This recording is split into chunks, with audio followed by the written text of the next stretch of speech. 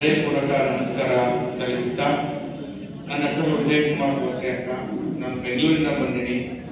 ನಾನು ಕಳೆದ ಕೆಲವು 4-5 ವರ್ಷದಿಂದ ಸಮಾಜ ಸೇವೆಯಲ್ಲಿ ನಮ್ಮ ಸಮಾಜ ಎಲ್ಲೆಲ್ಲಿ ಬೀದರಿಂದ ಹಿಡಿದು ಬೆಳಗಾವರೆಗೂ ಎಲ್ಲಿ ಸಮಾಜ ಇದೆ ಅಂತ ಸಮಾಜ ಕಟ್ಟುವ ಕೆಲಸದಲ್ಲಿ ನಿರಂತರವಾಗಿ ನಮ್ಮ ಹಿರಿಯ ಮುಖಂಡರ ಮಾರ್ಗದರ್ಶನದಲ್ಲಿ ನಾವು ಸಮಾಜ ಕಟ್ಟುವ ಕೆಲಸದಲ್ಲಿ ತೊಡಗಿದ್ದೀವಿ. ಅದೇ ರೀತಿ ಈಗ ಸೆಪ್ಟೆಂಬರ್ 22ನೇ ತಾರೀಕಿನಿಂದ ಅಕ್ಟೋಬರ್ 7ರವರೆಗೂ ಏನು ನಮ್ಮ ಜಾತಿ ಸಮೀಕ್ಷೆ ಆಗುತ್ತೆ. ಈ ಜಾತಿ ಸಮೀಕ್ಷೆ ನಾವು ಮರಾಠರು ಕರ್ನಾಟಕದಲ್ಲಿ ಸುಮಾರು 38ರಿಂದ 40 ಲಕ್ಷ ಜನ ಇದ್ದೀವಿ. ಆ 38ರಿಂದ 40 ಲಕ್ಷ ಇರ್ತಕ್ಕಂಥ ಸಮಾಜದಲ್ಲಿ ಮರಾಠರಲ್ಲಿ ಉಪಜಾತಿಗಳು ತುಂಬಾನೇ ಸೇರಿಸ್ಕೊಂಡ್ಬಿಟ್ಟಿದ್ದೀವಿ. ನಾವು ಒಂದೇ ಜಾತಿ ಮಾಡಿದ್ರೆ ನಾವು 38-40 ಲಕ್ಷ ಸೇರಿಸ್ಕೋಬಹುದು. ಆದರೆ ನಮ್ಮ ಸರ್ಕಾರದವರು ಅದನ್ನ 16 ಲಕ್ಷಕ್ಕೆ ತಂದು ನಿಲ್ಲಿಸಿದ್ದಾರೆ.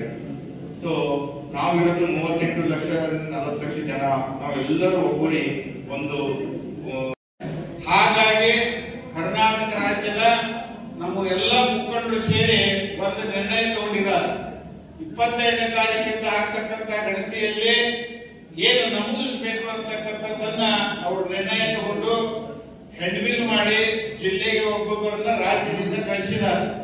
ಹಾಗಾಗಿ 22ರಿಂದ ನಡೀತಕ್ಕಂಥ ಗಣತಿಯಲ್ಲಿ ಧರ್ಮ ಇದ್ದಲ್ಲೇ ಹಿಂದೂ ಅಂತ ಬರೀಬೇಕು, ಜಾತಿ ಅಂತ ಬಂದರೆ ಮರಾಠ ಬರೀಬೇಕು, ಉಪಜಾತಿ ಅಂತ ಬಂದರೆ ಕುಡುಬಿ ಅಂತ ಬರೀಬೇಕು. ನೀವು ಯಾಕೆ ಪ್ರಶ್ನೆ ಮಾಡಬಹುದು. ಕುಡುಬಿ ಅಂದ್ರ ಮುಂದೆ ನಮ್ಮ ಮುಂದಿನ ಪೀಳಿಗೆಗೆ ಅನುಕೂಲ ಆಗ್ತದೆ. ಈಗಾಗಲೇ ಪ್ರವರ್ಗ 2ರಲ್ಲಿ ಸೇರ್ಬೇಕಂತೇಳಿ 4-5 ವರ್ಷದಿಂದ ನಾವು ಸಾಕಷ್ಟು ಪ್ರಯತ್ನ ಮಾಡ್ತಾ ಇದ್ದೇವೆ. ಅದು ಕೈಗೂಡ್ತಾ ಇಲ್ಲ. ಮೊನ್ನೆ ಮಹಾರಾಷ್ಟ್ರದಲ್ಲಿ ಈಗಾಗಲೇ ಘೋಷಣೆ ಆಗಿದ್ದದ. ಹಾಗಾಗಿ ಪ್ರವರ್ಗ 2 ತಗೊಂಡಿದ್ದೀವಿ ನಾವು. ಬರೋದ್ರಿಂದ ಮುಂದಿನ ನಮ್ಮ ಹೋರಾಟಕ್ಕೂ ಅನುಕೂಲ ಆಗ್ತದೆ. ದಯಮಾಡಿ 22ರಿಂದ ನಿಮ್ಮ ಮನೆಗೆ ಇವತ್ತು ಸರ್ವೆ ಮಾಡ್ಲಿಕ್ಕೆ ಗಣತಿ ಮಾಡ್ಲಿಕ್ಕೆ ಬರ್ತಾರ. ಇದೊಂದು ಜ್ಞಾಪಕ ಇಟ್ಟುಕೊಂಡು ನೀವು ಅಷ್ಟೇ ಅಲ್ಲ, ನಿಮ್ಮ ಆಜು ಮನೆಗೆ ಹೇಳ್ಕೊಂಡು ನಮ್ಮ ರಾಜ್ಯದ ಮುಖಂಡರು ಏನ್ ತೀರ್ಮಾನ ತಗೊಂಡಿದಾರಲ್ಲ ಅದಕ್ಕೆ ಒತ್ತು ಕೊಡೋದು ಅಂತೇಳಿ ತಮ್ಮನ್ನ ಕೇಳ್ಕೊಂತಿದ್ದೀನಿ. ವಿಜಯ್ ಕುಮಾರ್ ಅವರು ಈ ಬಗ್ಗೆ ಒಂದು 2 ಮಾತಾಡ್ಬೇಕಂತ ಹೇಳ್ತಾ ಇದ್ದೀನಿ.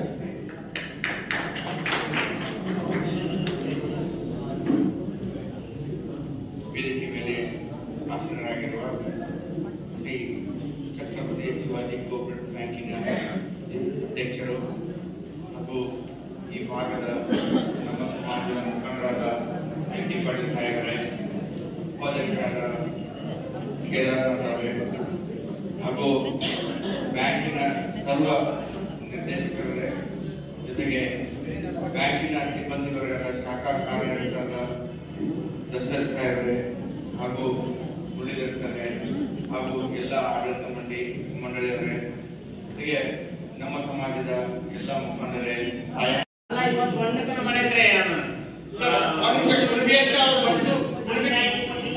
ದಯವಿಟ್ಟು ಅದನ್ನ ಎಲ್ಲರಿಗೂ ಸ್ವಲ್ಪ ಕ್ರಿಶ್ಚಿಯನ್ ಯಾರು ಬರ್ಸ್ಕೊಂಡ್ರಿ. ದಯವಿಟ್ಟು ಕ್ರಿಶ್ಚಿಯನ್ ಯಾವ್ದೋ ಕ್ರಿಶ್ಚಿಯನ್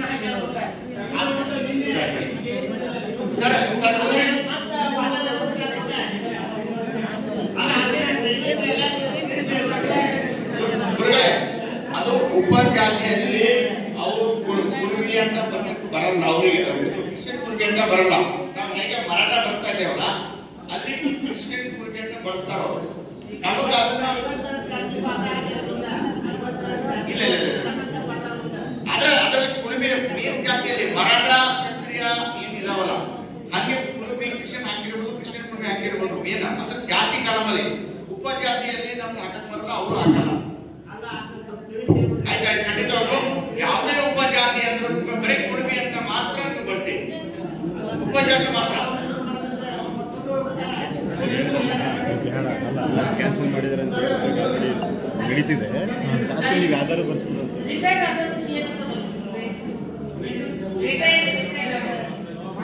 ಸರ್ಕಾರಿ ನಿವೃತ್ತಿ ಶಿಕ್ಷಕರು ಮಾತೃಭಾಷೆ, ಅದೊಂದು ಮಾತೃಭಾಷೆದಲ್ಲಿ ಆಯಾ ಪ್ರಾಂತದಲ್ಲಿ ಮಾತೃಭಾಷೆ ಇದೆ. ಈಗ ಏನಾಗುತ್ತೆ, ಈ ಹೆಚ್ಚಿನ ಜನಸಂಖ್ಯೆಯಲ್ಲಿ ಈ ಭಾಗದಲ್ಲಿ ಮರಾಠಿ ಮಾತಾಡ್ತಾರೆ, ಕೆಲವರು ಮರಾಠಿ ಇದರಲ್ಲಿ ಮಾತಾಡ್ತಾರೆ.